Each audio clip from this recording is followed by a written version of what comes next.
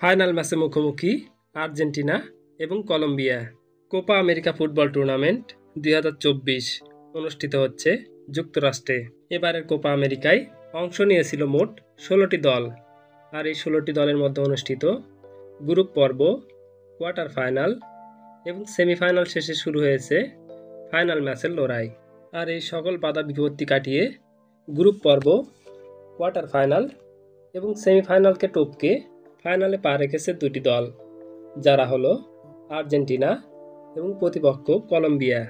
আসরের প্রথম সেমিফাইনাল ম্যাচে কানাডাকে 2-0 গোলে হারিয়ে প্রথম দল হিসেবে ফাইনালে পা রাখে বর্তমান চ্যাম্পিয়ন আর্জেন্টিনা।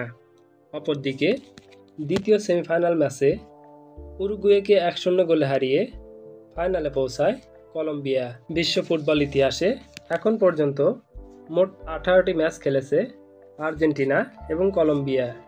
এই 18টি ম্যাচের মধ্যে আর্জেন্টিনা জয় পেয়েছে 7টি ম্যাচে, কলম্বিয়ার জয় 4টি ম্যাচে, বাকি 7টি ম্যাচ ড্র হয়।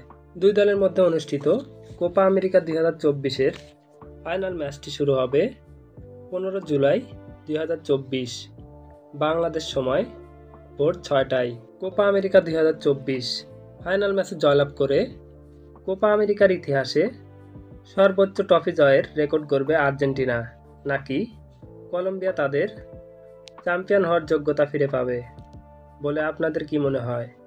আপনাদের মূল্যবান মতামত কমেন্ট বক্সে কমেন্ট করে জানান।